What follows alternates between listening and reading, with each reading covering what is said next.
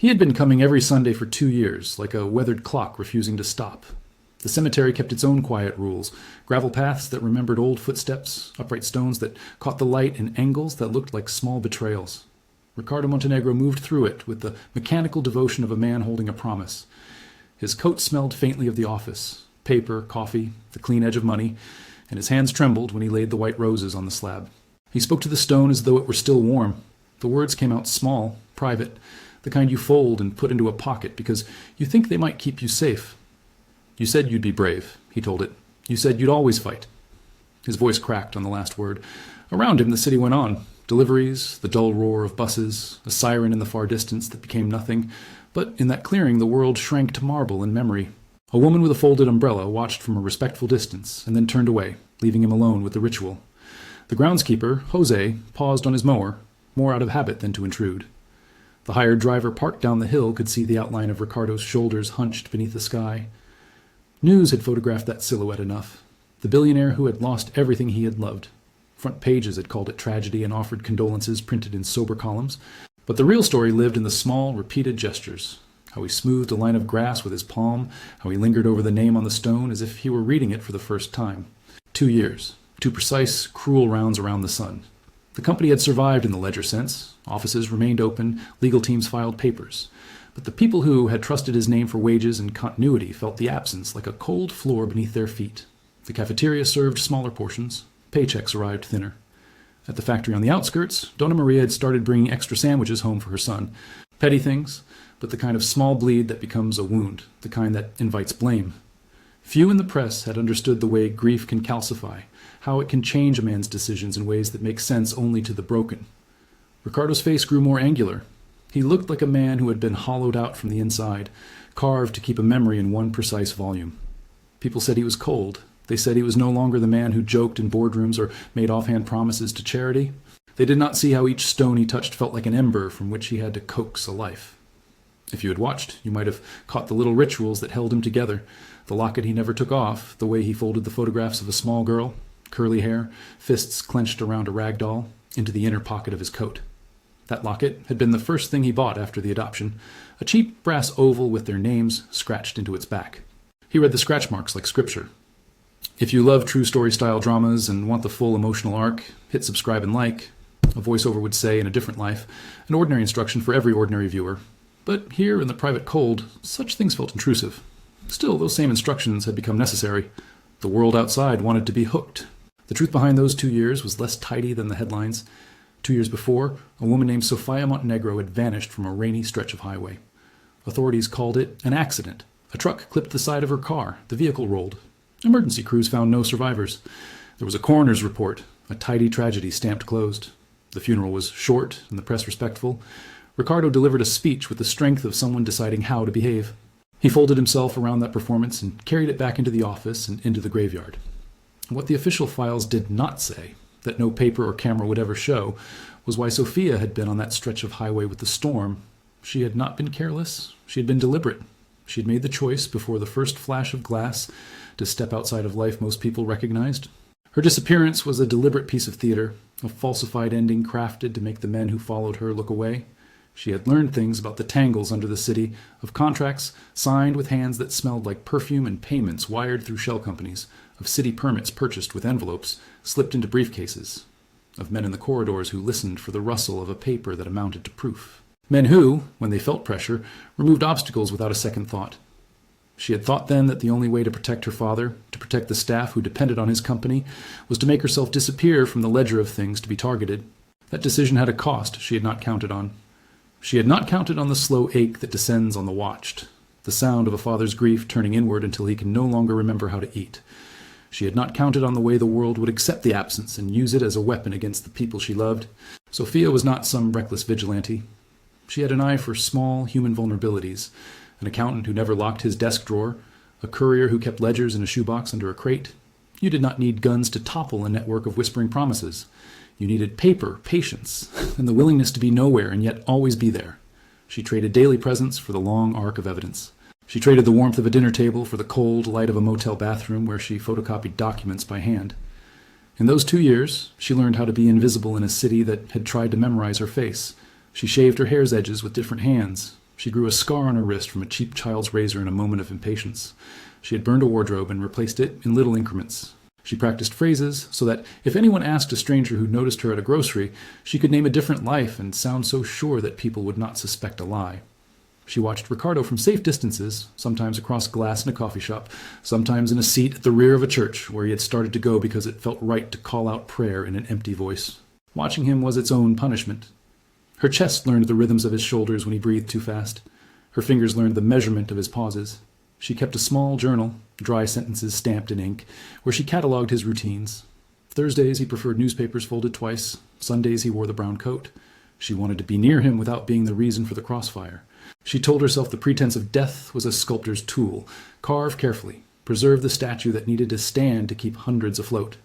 The first time she saw the men, who would later call themselves friends of convenience, she watched them through the rain as they loitered near the graveyard's gate.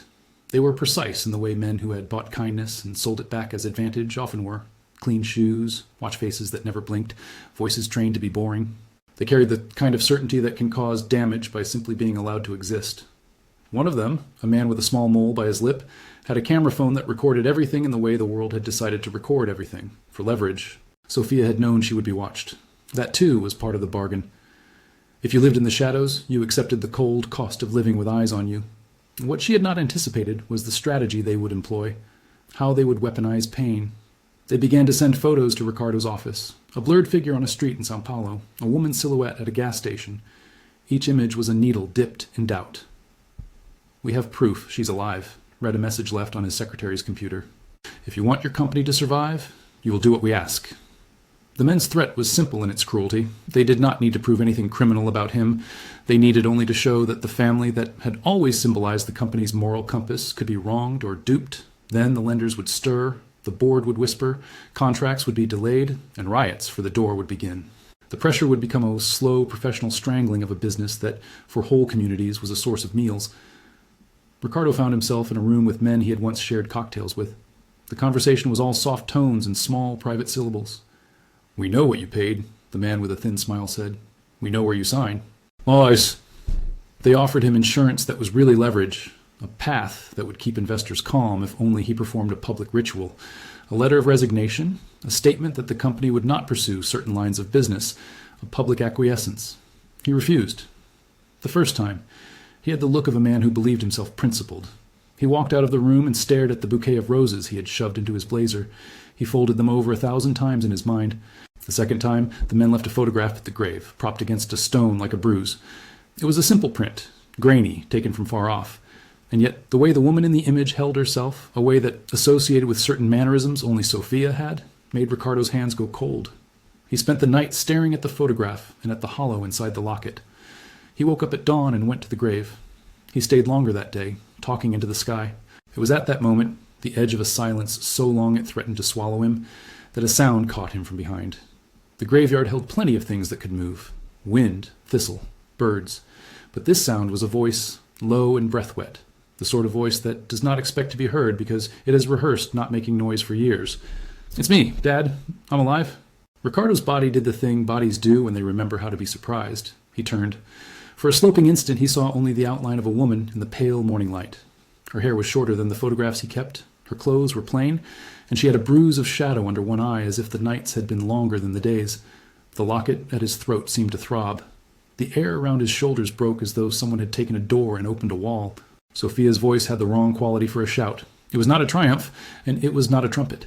It was small, tremulous, the sound of someone speaking fear into kindness.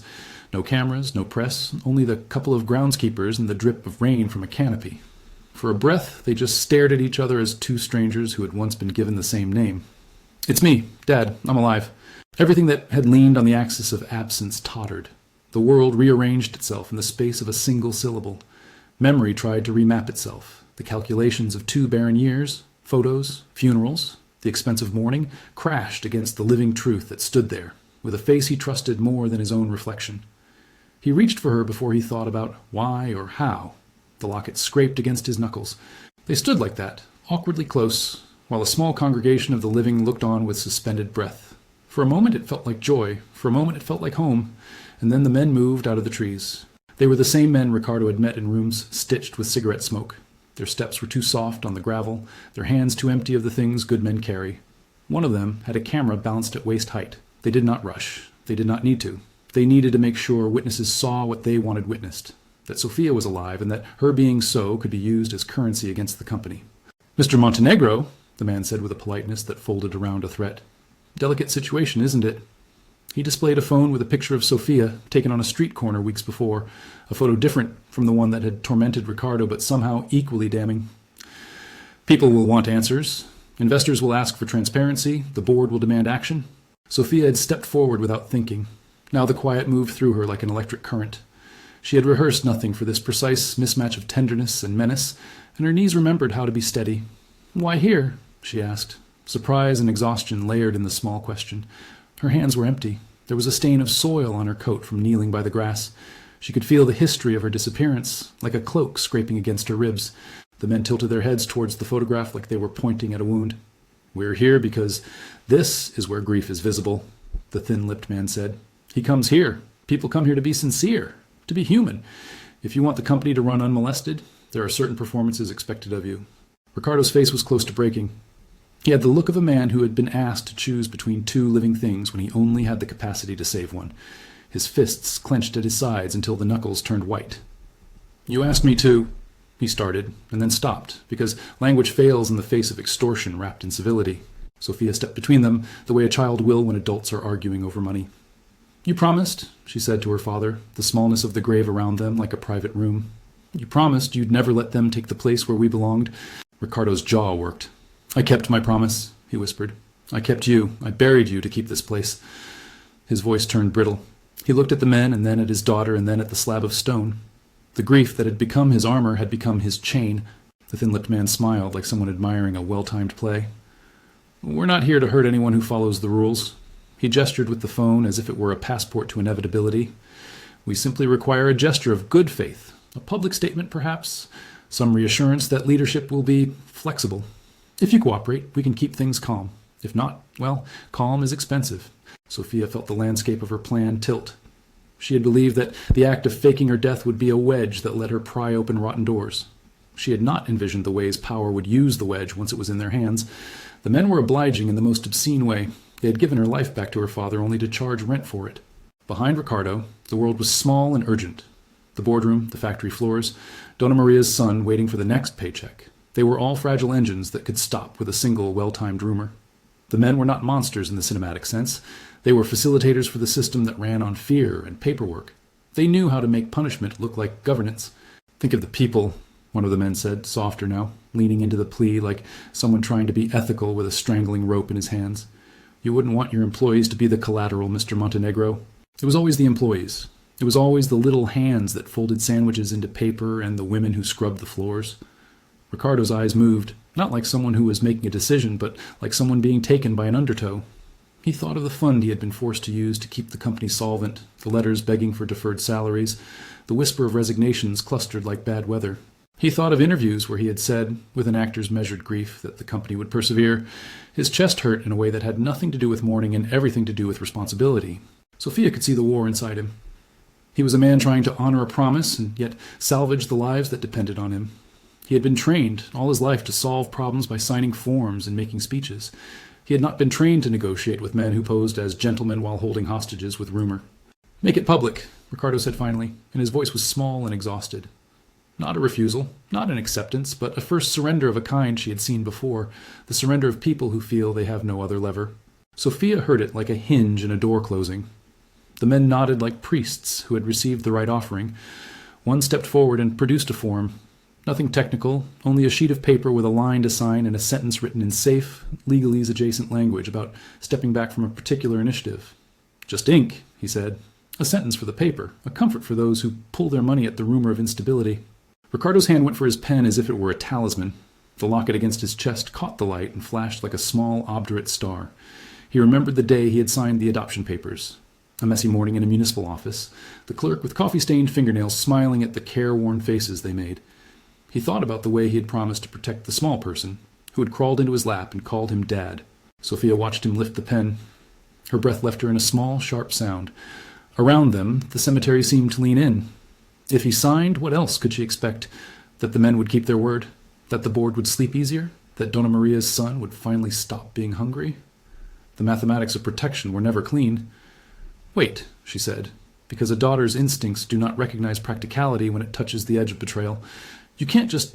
The man with the mole interrupted with practiced irritation. This is business, he said, and the phrase landed like a veil. We make sensible arrangements. Sophia had expected a different kind of fight. She had counted on maneuvering, on having allies to play the long game. She had imagined calling in an attorney she trusted, that Dr. Augusto would have a word to say, that old loyalties in the force might tilt at the last minute. She had not accounted for the way the moment between a father and his company could be held hostage by a photograph and a polite voice. She stepped closer to Ricardo and took his hand before he could sign. The physical contact was not a showy thing. It was a brace. He looked at her properly then, not as a ghost or a symbol, but as a child with knees still scraped from falling. For a beat, their fingers interlaced like a secret language. You promised, she said again, but the promise was now a two-edged thing. Promises to protect the living sometimes require the living to be sacrificed to the altar of corporate survival. You promised we wouldn't let them use your grief. He squeezed her hand with an almost painful tenderness. I kept you, he whispered. And for a moment Sophia believed him in the way the bereaved believe any small truth they are given. He set the pen down as though making a statement would be an act of desecration. We can do this another way, she said, because she needed him to believe there was another way. Her voice was steadier than she felt.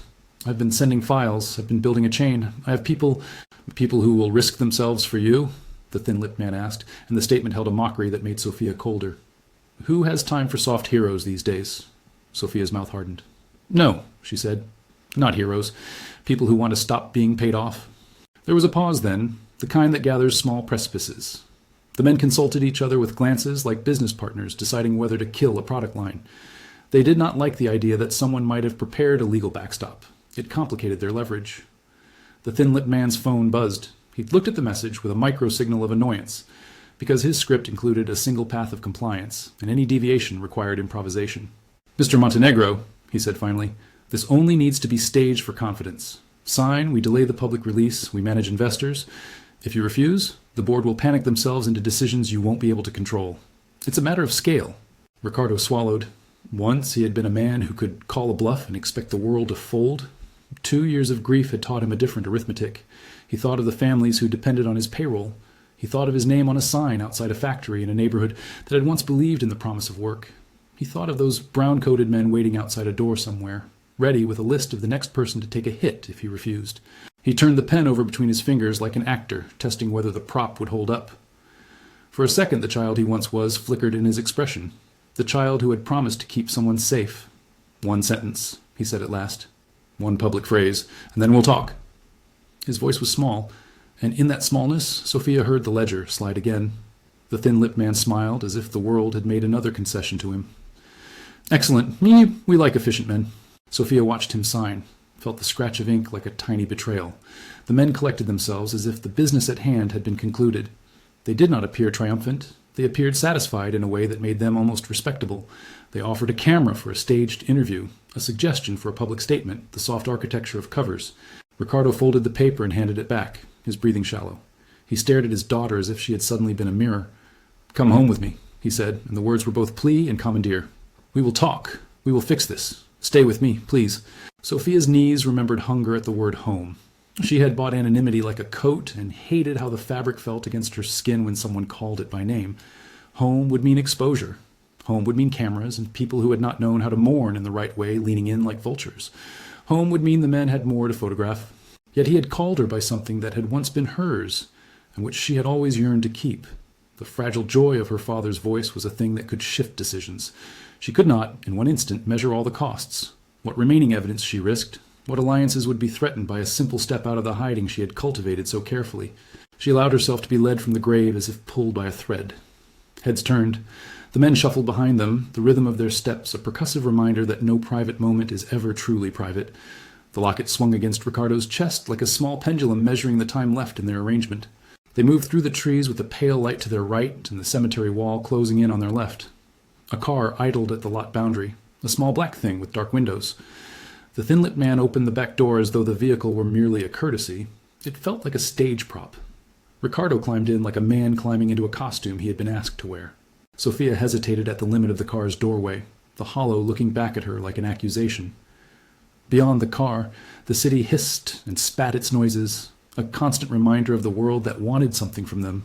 She could have torn herself away, shouted the truth, called for assistance from the handful of friends she had trusted with pieces of the puzzle, but the men had an economy of threats that made each choice expensive. "Stay out of the headlines," the thin-lipped man murmured as if bestowing a blessing. "For their sake. For yours." Sophia climbed in beside her father because her promise had been to protect the place where people worked and ate and paid bills, and because she believed that, for now, a small compromise could buy time for something larger. She would pay for the compromise later. She had already started to stockpile the currencies of justice, files transmitted anonymously to a trusted attorney, a neurologist who owed a favor, a small encrypted folder that would blow open the transaction chains if ever released. But those things were not yet visible to the men who loved to wield rumor. The car pulled out onto the narrow road, and as they left, a man behind a camera phone recorded the retreating taillights like a chronicle. Sophia felt the lens like a cold breath on her neck and thought, not for the first time, of the ways visibility could be weaponized. She had staged her death to protect them. Now visibility was a weapon the men could point back at her father. They drove through streets that remembered how the city had been before headlines, past a storefront that still sold tapioca and a barbershop with a clock that had stopped at 2. At the house, lights had been left on in the sitting room. Ricardo's world had not known how to slow down for grief. It had made room for it in all the small corners and then exposed those corners to intruders. When they stepped inside, the staff waited with the dry civility of people who had learned to behave like furniture. They were polite, with the kind of rehearsed, calm background employees have when their boss has been through something extraordinary. Donna Maria had her hands folded, eyes rimmed with sleeplessness. A young man from the factory stood in the doorway, his palms clumsy with a cup of coffee. They had not known whether to speak. In the silence, they offered their loyalty in forms that meant a million small things and nothing at all. Ricardo sank into a chair like water, finding its place in an old bowl. Sophia sat opposite him, elbows on her knees, trying to feel the solidity of the world. The men from the grave lingered by the curtains like relatives who never quite meant to come to dinner but did anyway. The thin-lipped man produced a cigarette and did not light it. The movement was only bone-deep habit. They exchanged remarks about the weather and about investments, as if these were the natural topics that men with power might discuss in the shadows. Sophia knew the fight had not been won. She had only stepped into a minefield with a map only she could read. The men had observed her and found cracks. But there was also the subtle, stubborn truth. She had her father back in the way that mattered. His hand had found hers. There is an economy of presence that sometimes repays the absence. As the evening settled like a soft cloth across the house, Sophia thought of the documents she'd hidden in a mailbox 2 blocks away, the files she'd transferred to a friend's laptop, the encrypted disk tucked behind a loose floorboard in a rented room. She thought of the costs etched into her body. Long nights, a pregnancy she had once cradled in the dark and then lost under the stress of moving and of never feeling secure. The loss had been a private crucible, one she had not disclosed because it would have cost her leverage and sympathy in a world that always measured suffering against profit. Now, sitting in a room with men who exercised kindness like a ledger entry, she felt the old hurt and the old stubbornness trade glances. She had told herself she would do anything to stop the rot.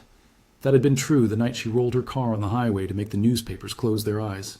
It had been true when she watched her father kneel and talk to marble. It remained true now, but truth is rarely simple in the face of extortion. "You will come to the meeting," the thin-lipped man said at last, low and waspish. "Tomorrow. You will speak to one of our associates. He will listen. We require only an acknowledgement of certain limits. Afterwards, we can ensure that the investors calm down and everything returns to order." Sophia's pulse stuttered. "Who is he?" she asked. "Someone who cares about continuity," the man said. "Someone who understands the benefits of stability." Ricardo looked at her with an expression that bore the mapping of sorrow and a pleading she could read without translation. "Please," he said again. "We go. We manage it. We keep the company." She imagined the meeting like a small boxed thing, like a sealed envelope that might contain a single word. Cooperation, capitulation, escape. She imagined stepping in and handing over the key to a future she had been trying to protect by staying away. Sophia did not answer immediately. She felt the weight of 2 years settle on her shoulders like fog. In the hush of the sitting room, she imagined the files she had worked to assemble, raw, ugly evidence of transactions and bribes and signatures, and how the men would respond to it. She thought of Dr. Augusto, of the few friends she trusted, and of the encrypted copy of everything she had that might, if necessary, be released in a heartbeat. But the choices were not binary. Lives were Tinder and rumors were matches in people's hands. If she refused to go, perhaps the men would start a different fire. If she agreed, she might be able to shepherd the damage. She breathed and looked at her father, the man who had signed away a little more of himself to keep a promise to a set of workers and a son turned father. She saw the lines on his face, the way grief had remade him into something solemn and brittle. "All right," she said. The single word fell into the room like a coin being paid into a coffer. "I'll go to the meeting, but you call Dr. Augusto tonight. Tell him to be ready." To the men, her acquiescence might have read like defeat. To her, it was a calculated move, an opening, thin as it was, through which she would try to slide the leverage she'd been building for years.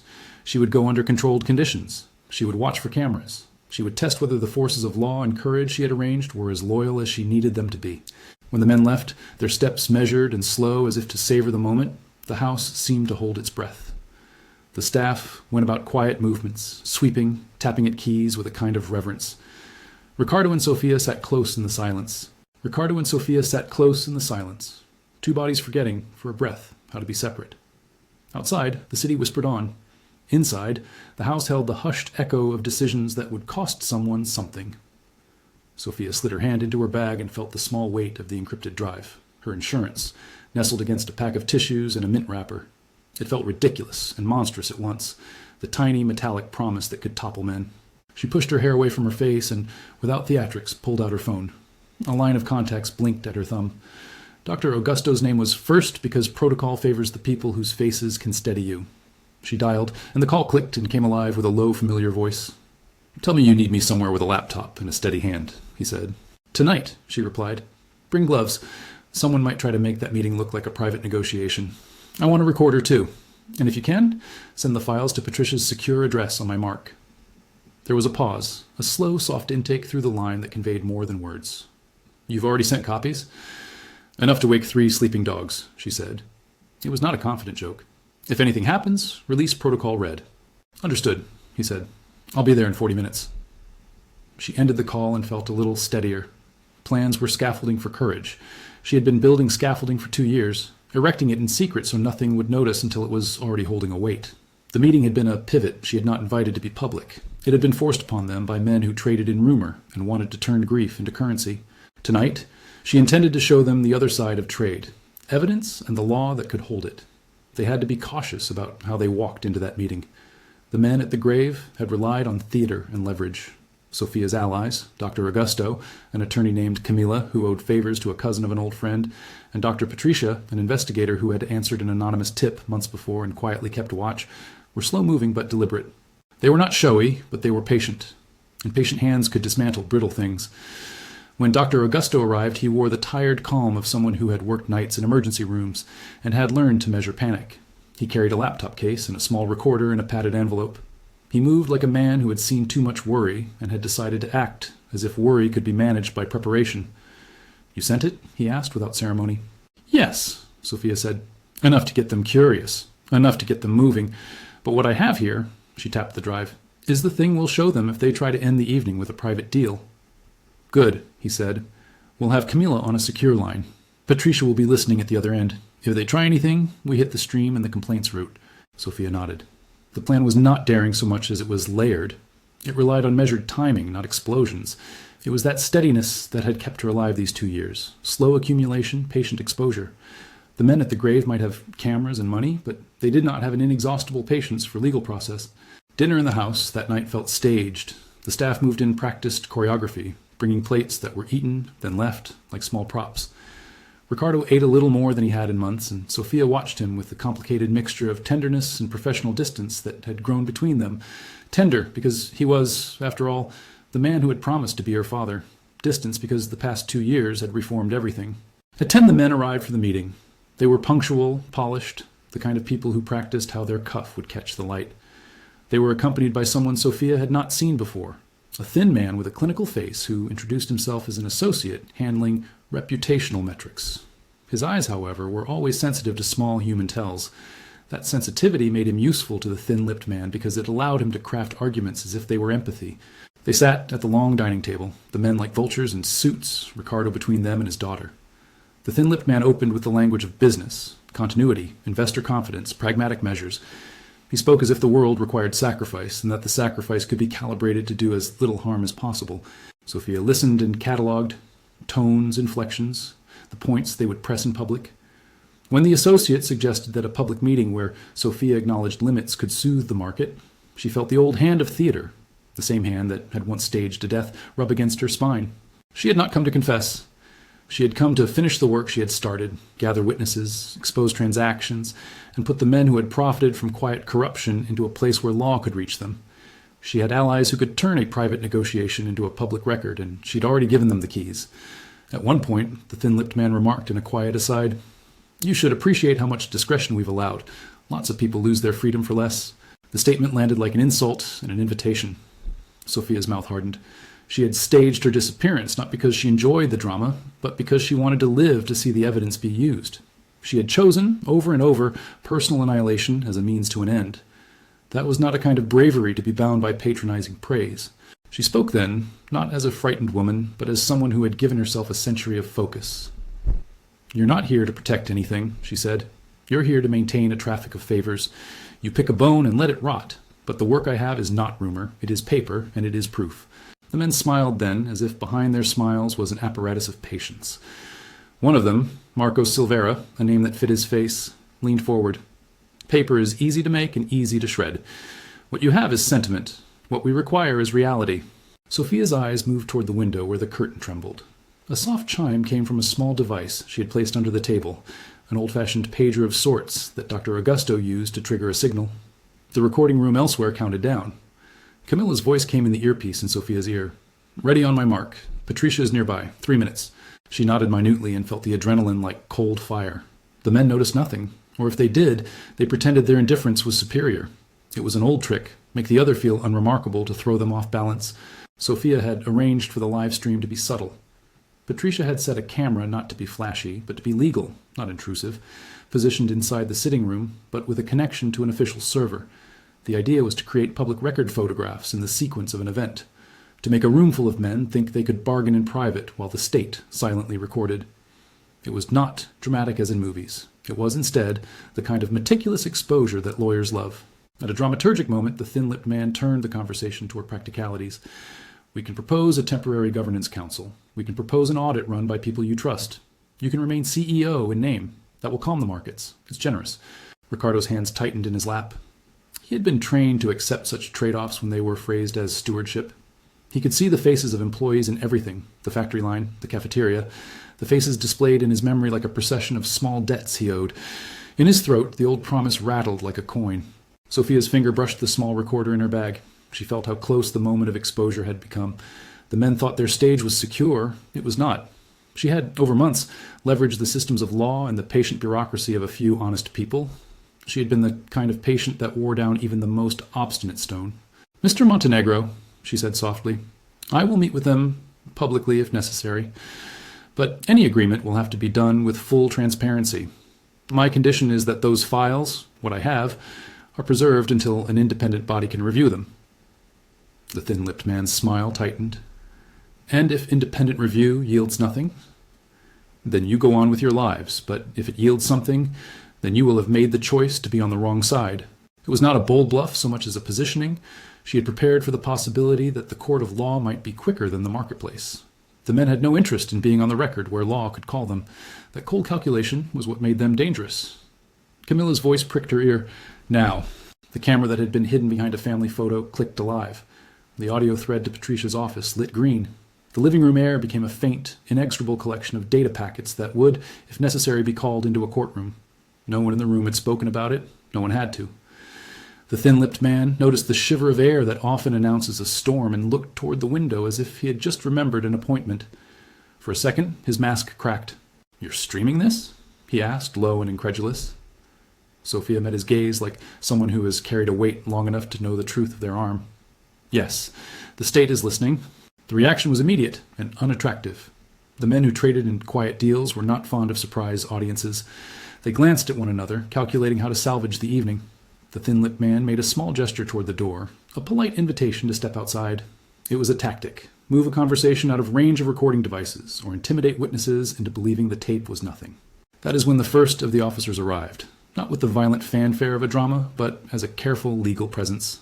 2 unmarked cars rolled up to the curb. Men in plain jackets moved like people who were used to waiting for the right moment.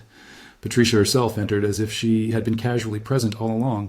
She had the face of someone whose job required sternness and discretion. The room that had been a theater for extortion became, in a second, what it had always been at its core, a place with witnesses. The thin-lipped man attempted to regain control with words that attempted to charm and displace. A misunderstanding, surely. We've meant no harm to anyone's family. Perhaps a miscommunication, but words fail when receipts exist. Camilla, connected by a secure line even as she sat miles away in a small office, produced the legal equivalent of a net, prepared summons, warrants waiting on a judge's sign, and a path for how evidence could be collected without taint. The room, which had been a place of corridor power, was now a place of legal process. The men found themselves shifting from predators to defendants in the span of a breath. The thin-lipped man's face drained color. Marcos clenched his jaw. The associate with a clinical face tried to smile the smile of a man who believed money could still buy relief. But smiles do not always travel well once the law steps in. "What are you?" he started, but the sentence died. In the flurry of quiet authority that followed, men were asked to stand, to hand over their phones, to leave keys on the table. Patricia addressed them with procedural calm that had no room for the thin theater they had presented.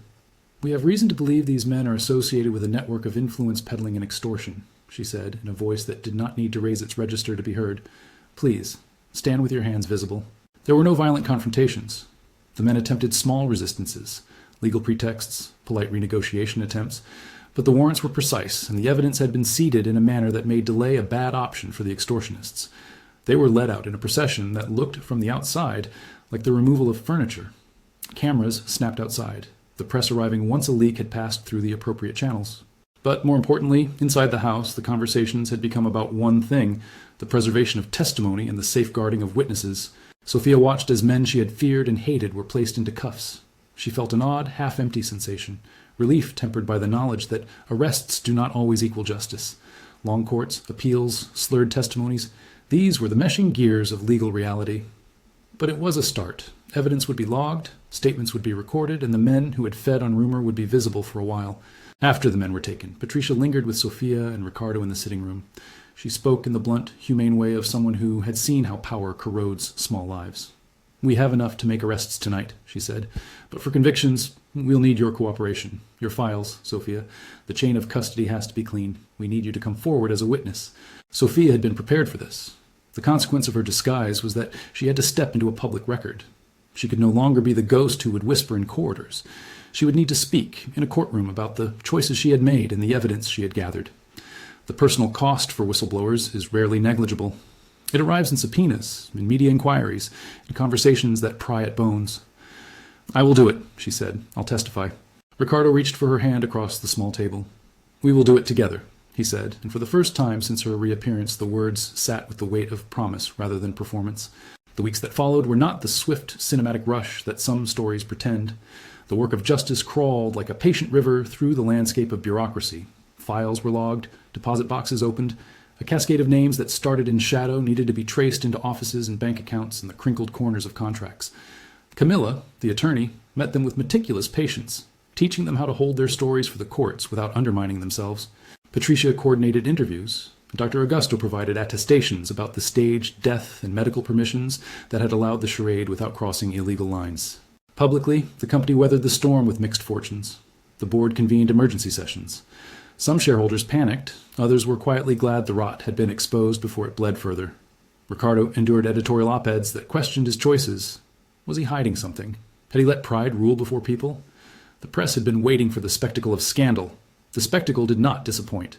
But the narrative that some dragged into headlines was incomplete, because it did not know the hours of patient labor Sophia had spent collecting names on receipts and numbers on invoices.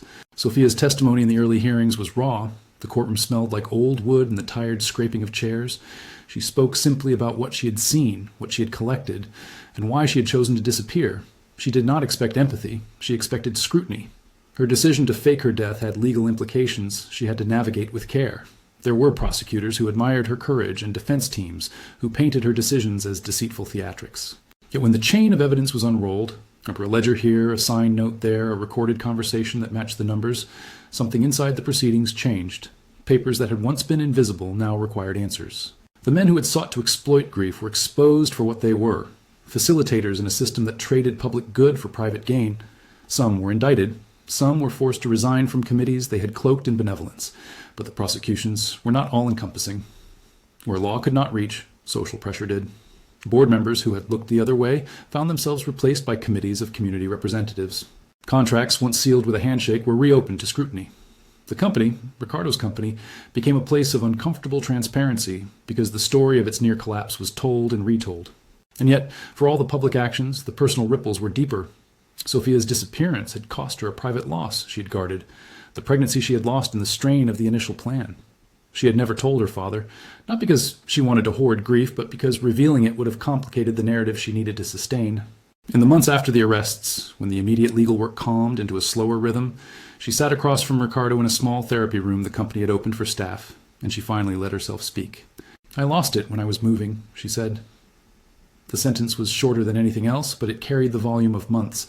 "I didn't tell you because I thought if you knew it would make the deception too cruel, or maybe I thought I could not afford the sympathy. I needed the leverage." Ricardo's hands wrapped around hers like a tether. He had always thought of fatherhood as a chain of protection and responsibility. Now he had to learn how to carry accountability too. "Why didn't you tell me?" "Because I thought it would make this about me," she said. "It made me small, and I needed to be invisible." He looked at her for a long time, memory skimming the surface of his face like a child dipping fingers into a pool. "We promised each other things when you were little," he said. "We promised to protect each other, and I buried you because I thought that was the only way I could protect what you had left behind. I didn't see that I made you pay for that with silence.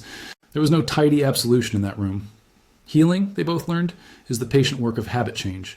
They had to negotiate new practices of trust. He had to learn to ask, and she had to learn to give answers that did not put either of them at risk. They started with small things, afternoon visits that were not ritualized to the grave, but to an unused greenhouse where they sat and read for half an hour.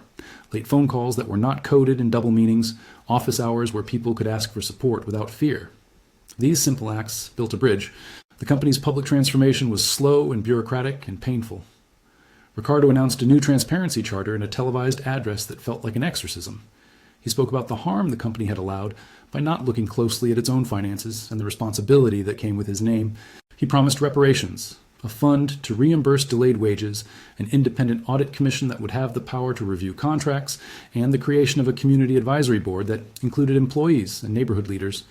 He did not make grand promises that he could not keep. He made specific commitments with dollar amounts and timelines, practical, unglamorous, and essential. The employees were skeptical. They had been promised many things before. Donna Maria stood in the crowd at the factory's town hall with her arms folded, and the young man who had carried coffee at the house watched like someone expecting the sky to open and not quite believing it. Trust takes longer to grow than mistrust. It grows by being reliable. Weeks became months. Paychecks smoothed back into normality. Contracts were renegotiated with small but meaningful changes. For some workers, the change came as immediate relief. For others, it was a long conversation about fairness and memory. In the midst of these external adjustments, Sophia found herself in a new public space she had not wanted. She was no longer a ghost, but an actor. She accepted interviews with journalists who asked the blunt questions about why she had lied, about whether deception could be justified for good ends. Her answers were honest, without being self-aggrandizing.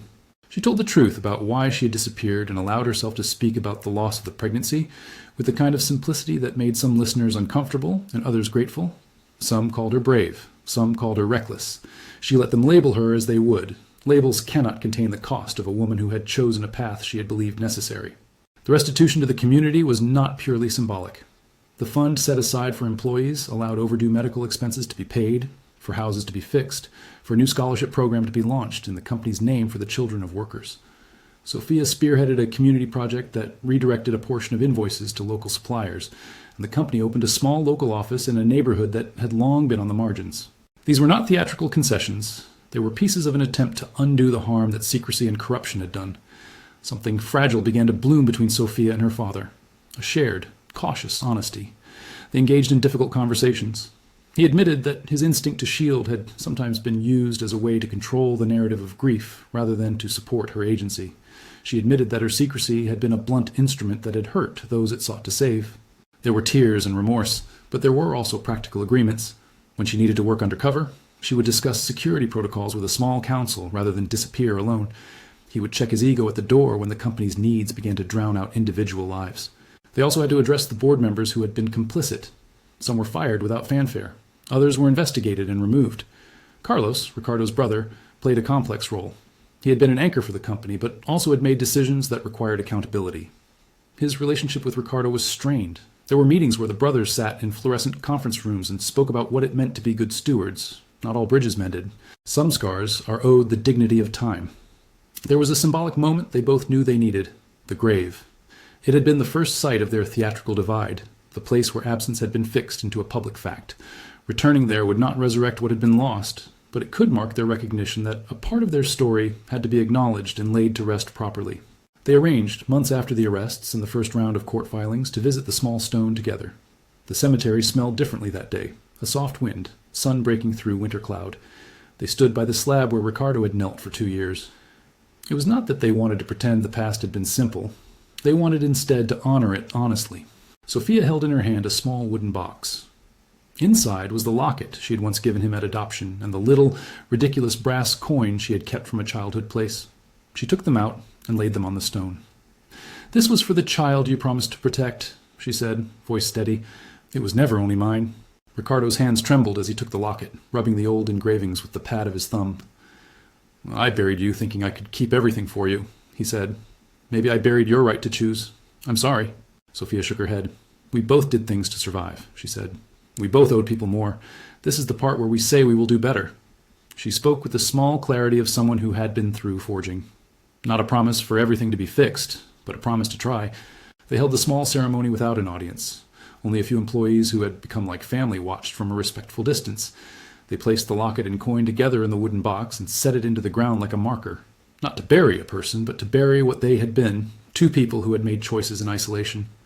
Then they planted a sapling beside the stone, a small, bright tree that would grow where absence had once been a monument. The act of planting felt, in its simplicity, like a contract. They could not unmake what had been done. They could, however, decide how to grow afterward. The tree would need tending, and so would their relationship. They both knew this was not a place for dramatic pronouncements. It was a place for tending. In the months that followed, the legal machinery moved at the rhythm of evidence and patience. A few key convictions were obtained. Members of the network were found guilty of extortion and influence peddling, and sentences were handed down. Others reached plea deals that required them to cooperate and repay ill-gotten gains. The court outcomes were neither total nor spotless, but they represented accountability, and that, for a community, matters. The company instituted an independent oversight board and published quarterly audits. There were apologies in small, human forms, public statements from managers who had turned a blind eye, letters sent to families in affected neighborhoods with offers of support, and, importantly, the creation of an anonymous hotline for employees to report suspicious contracts without fear of reprisal. Sophia continued her work with a community project that had first launched her into trouble. She established training programs for workers displaced by automation and redirected company resources to local microbusinesses. The project was both practical and symbolic. It made restitution a living practice rather than a press release. Her relationship with Ricardo evolved into something neither of them could have fully named 2 years earlier. He became less a man fenced off by grief and more an elder who could listen. She became less a ghost and more a public advocate, always aware that her choices had consequences. They did not always agree. Rebuilding trust requires friction as much as gentleness. They argued like people who are now allowed to speak without fear of immediate danger. They made mistakes and repaired them in small acts. A phone call to check in, an invitation to lunch that was kept, a public statement that acknowledged pain rather than hiding it behind corporate bureaucratic language. There were public moments that felt like punctuation marks on the long, slow sentence of repair. At one company anniversary, Ricardo and Sophia stood in front of workers to launch the first slide of restitution, a fund that would provide direct aid to families who had been affected by the corruption that had for so long fed on their quiet. There were tears among the crowd, not theatrical weeping, but relief that something practical was finally visible. Near the end of the first year after the arrests, Sophia received a message she had not expected. A woman who had once been a low-level administrator at a partner company wrote to say that she had been inspired by the transparency changes and had launched a group to inspect procurement procedures in municipal bodies. The message was simple: "We are watching now. Thank you." It was, to Sophia, evidence that the work had consequences beyond the courtrooms and the boardrooms. It was contagious in a good way. Not everything healed. There were nights Ricardo would still go to the grave. Rituals do not die quickly, but these visits changed. They began to include conversations not of sorrow alone, but of plans. A quiet horticultural consultation about the new tree, talk of a small scholarship in the family's name, the logistics of a community clinic. Grief, transmuted into purpose, lost some of its paralytic hold. Sophia's public profile brought new pressures. She was pulled into panels, asked to speak about anti-corruption measures, and given interviews where she described her moral calculus. She tried to keep the center of her life outside the media. Personal friendships rebuilt slowly, a few quiet mornings with Dr. Augusto, drinking bad coffee and talking of trivial things, and the occasional visit to the old neighborhood where she had once volunteered. She found that the world could be kinder than she had expected if she gave it the chance. Her relationship with her father deepened in the quiet moments rather than the public ones. One winter morning they walked the city streets without agenda, stopping at a small cafe where the owner, someone Ricardo had once helped, greeted them warmly. The scene felt ordinary and thus miraculous. They did small, human things for each other. He learned to listen without immediately making a plan. She learned to accept help without seeing it as a compromise of independence. There was one final element of restitution that mattered deeply to both of them: the company's obligation to the families that had been hurt.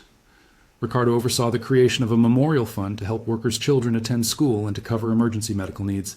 He partnered with local NGOs to ensure the process was fair. The change was not simple or painless. It involved oversight and accountability, but it was real. When the first anniversary of Sophia's staged disappearance passed, they held a small event at the factory courtyard. It was not a spectacle, but a gathering. Employees, families, a few neighbors, and representatives of the NGOs who had worked with the company. Ricard and Sophia stood together under the now-growing tree near the gravestone, no longer merely a marker of past illusion, but a witness to the fact that things could be replanted and tended. Ricardo addressed the crowd with a different voice than the one that had spoken in the immediate aftermath of loss. It was tempered now by the humility that comes from honest work. He acknowledged the pain, named the errors of judgment, and promised continued hearings into company practices. He invited employees into the governance process, rather than speaking for them. When it was Sophia's turn, she spoke to the people she had fought for. "I chose to vanish because I thought it was the only weapon I could use," she said simply. "I was wrong to do some of it alone, but I will not be silent anymore. I will stand with you." Her voice did not have the cheap sheen of moralizing. It carried the weight of someone who had made mistakes and chosen to correct them. There was a long applause. It was not a cleansing sound, but it was warm and human. People clapped because they had hope that their work, sweaty and unglamorous, would now be recognized and protected. Years later, the tree they had planted at the grave had grown into a small, steady presence. It was not large enough to shade a building, but it offered a coolness that felt like promise.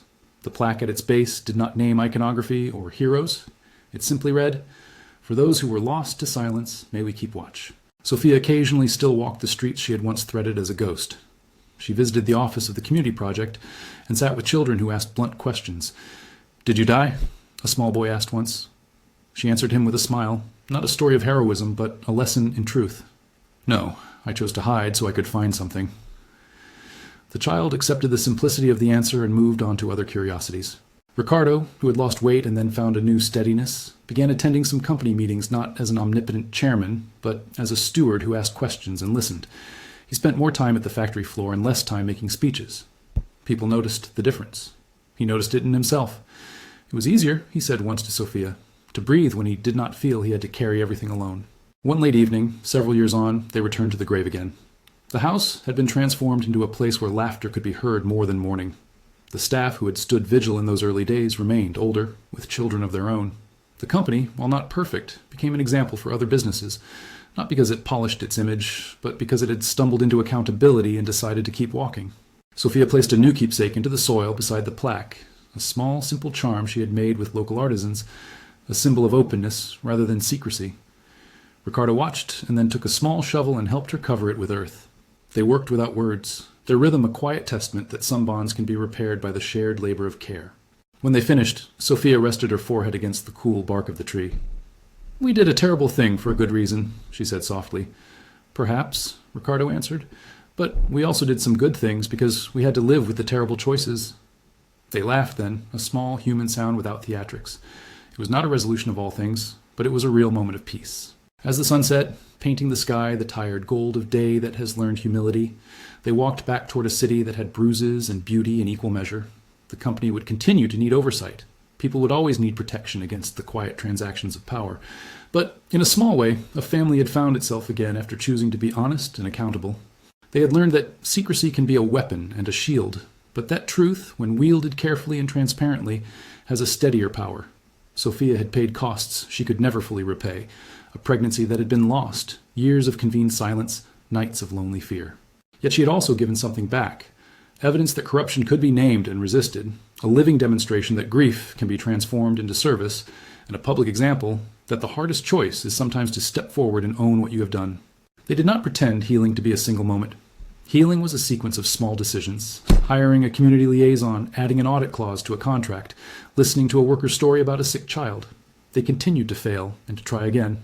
Over time, the gap between what they had been and what they hoped to be narrowed into a more honest distance. The years that followed were quieter in the way of things that have learned to keep steady. The arrests had done their work in exposing a network, the courts had moved as courts do, and the company had reoriented itself toward a purpose beyond mere profit. Sophia's face no longer haunted headlines with the fascination of an apparition. Instead, it appeared in local papers for the programs she had started, for a scholarship she sponsored, for a small art installation supporting women who had suffered similar choices. On the night of a small company gala, Ricardo raised his glass to the people who had kept the company afloat. Not the investors, but the workers, the cafeteria staff, the maintenance crew. He named names. He spoke about accountability and humility and about the dignity of work. When the applause faded, Sophia looked at him with a steady gaze and saw not the man who had been carved hollow by grief, but a person remade by honest labor. They had both learned the same lesson in different languages.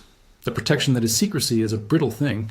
Protection that is rooted in transparency, in law, and in community, though slower, is more durable.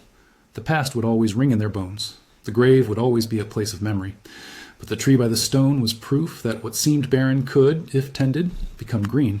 When the lights dimmed at the gala and the crowd dispersed into the night, the two walked home together. Sophia, once a ghost, now moved like someone with a purpose shared with others. Ricardo, once a man who had buried certainty, now found small steadiness in the practice of being accountable. Outside, the city hummed with its ordinary noise, trains sighing, a dog barking, distant music from a bar. But for one pair of people, there was a peace that had been earned, not given. They had come back from a kind of death into a life that required work and courage in equal measure. The work would not end. It was not supposed to. It was the life they had chosen. If you found this story meaningful and want to see more dramatizations and behind-the-scenes looks at cases like this, subscribe for the full documentary and bonus material.